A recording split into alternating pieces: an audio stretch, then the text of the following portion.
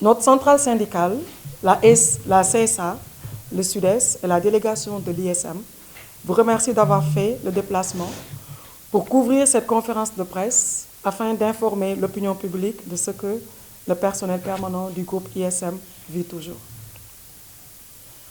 Des négociations avec la direction qui sont toujours au statu quo.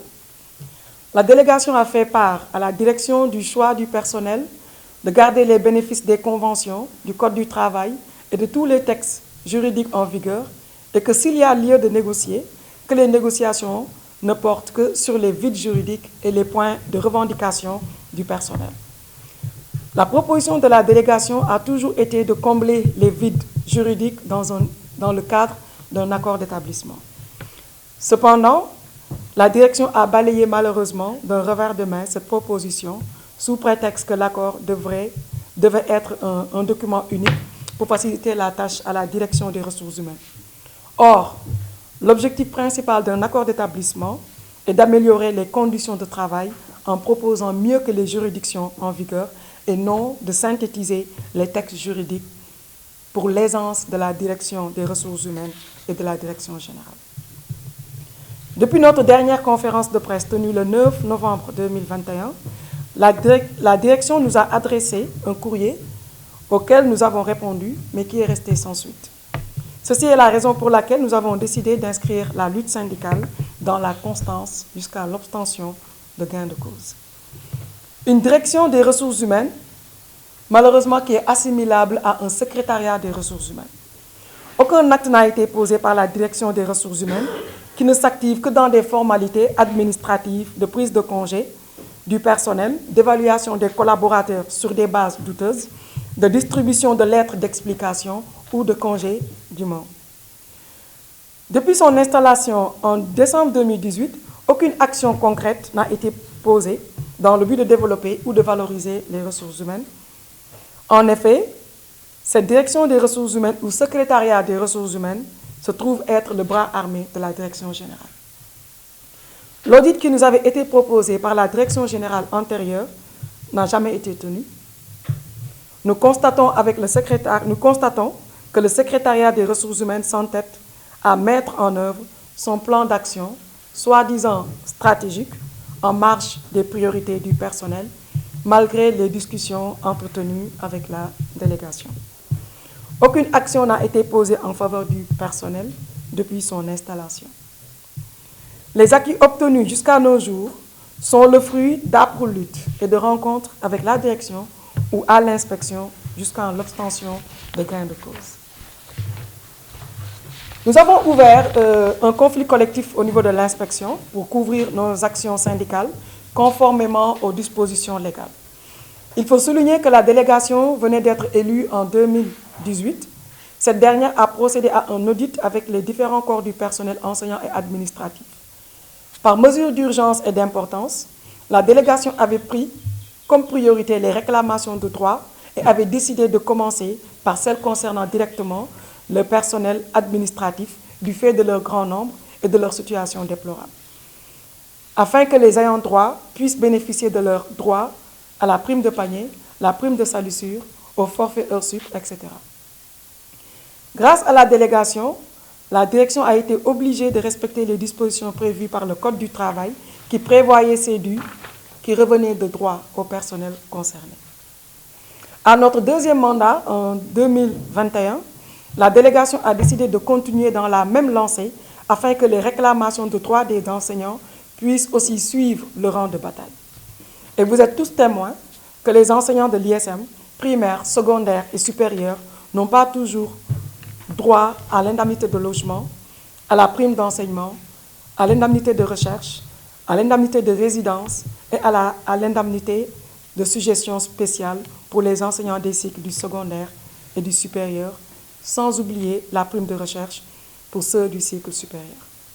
Pour les enseignants du cycle primaire, ils n'ont toujours pas bénéficié de leur allocation de salaire unique, qui est un acquis depuis 2018, et de leur indemnité de logement aussi.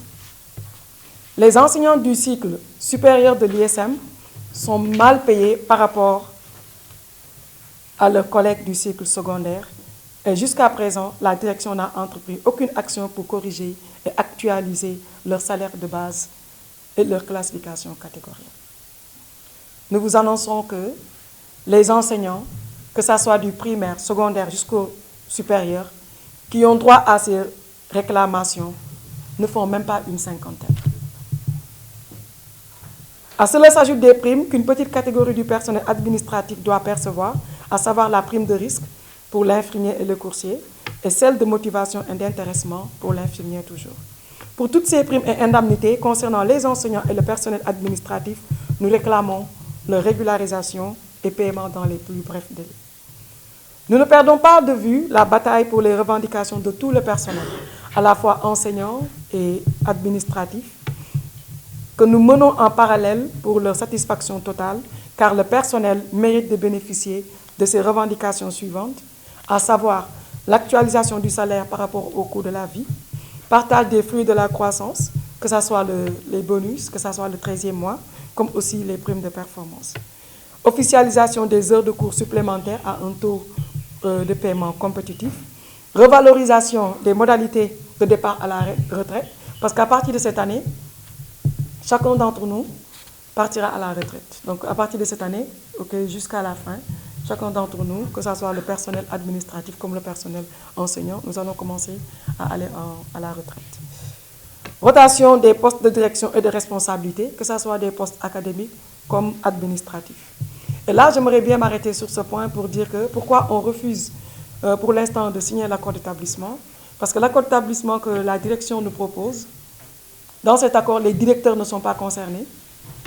Ça veut dire qu'il n'y a pas un article qui fait office de promotion. Ça veut dire que tous les enseignants vont partir à la retraite en tant qu'enseignants sans jamais occuper un poste de direction ou bien de responsabilité. Ça veut dire que le personnel administratif va toujours rester attaché de classe, coordonnateur ou bien assistant, sans pour autant un jour bénéficier de promotion. Or, dans les entreprises dignes de ce nom, les postes de direction comme de responsabilité doivent tourner et les plus méritants doivent en avoir accès. Rehaussement aussi du capital d'essai pour le personnel. Nous avons introduit une notification de conflit collectif auprès de l'inspecteur régional du travail pour trouver des voies et moyens d'une négociation pour la satisfaction de nos réclamations de droits et de nos revendications. Nous poursuivrons toutes les étapes du processus afin de déposer un préavis de grève au cas où les négociations aboutissent à une non-conciliation. Le préavis de grève nous permettra d'ouvrir une série d'actions syndicales que nous allons mener jusqu'à la satisfaction de nos réclamations de droits et de nos revendications. Jusqu'à présent aussi, on peut constater qu'il y a un harcèlement moral à outrance, qui est toujours d'actualité à l'ISM envers le personnel. Pour cela, une correspondance a été adressée à la direction pour condamner les actes et agissements de harcèlement de la part de directeurs ou de supérieurs hiérarchiques envers les collaborateurs. Nous invitons la direction générale à prendre les mesures idoines pour que de tels faits ne se reproduisent plus jamais, dans la mesure où tous les travailleurs totalisent au moins plus de 5 ans d'années d'expérience et ont toujours bien fait leur travail, dont les fruits ont permis d'accueillir d'autres collègues, dont ces directeurs et supérieurs hiérarchiques en question. En cas de récidive, ou que la délégation note une certaine preuve d'indulgence de la part de la direction face à de tels agissements, nous saisirons les hautes juridictions et n'hésiterons pas à mener des actions syndicales. Pour l'instant, la collecte de preuves pour préparer le dossier à présenter aux juridictions compétentes se poursuit. Chère opinion publique, aujourd'hui, la cause de la lutte reste noble, car les revendications et réclamations ci-dessus doivent être satisfaites dans les meilleurs délais pour tout le personnel enseignant et administratif. À savoir, les réclamations de droits du personnel, comme par exemple la correction et actualisation du salaire de base des enseignants, du supérieur et de leur classification catégorielle, la régularisation et paiement de l'indemnité de logement, de la prime d'enseignement, de l'indemnité de recherche, de l'indemnité de suggestion spéciale, de l'indemnité de résidence aux enseignants du secondaire au supérieur et de la prime de recherche aux enseignants du supérieur. Régularisation et paiement aussi de l'indemnité de logement et de l'allocation de salaire unique aux enseignants du cycle primaire. Régularisation et paiement de la prime de risque pour l'infirmier et le coursier, de motivation et d'intéressement pour l'infirmier toujours.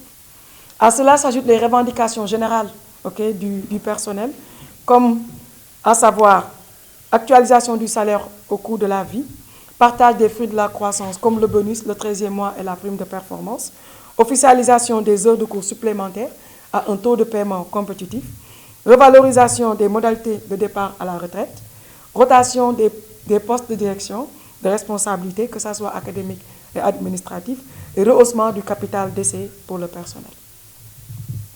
Notre lutte syndicale s'inscrit dans la constance, conformément aux dispositions légales prévues par la loi. D'ailleurs, chaque mois, nous mettons à la disposition des collaborateurs et parties prenantes un plan d'action syndicale. Nous vous tiendrons informés à chaque fois que cela sera nécessaire.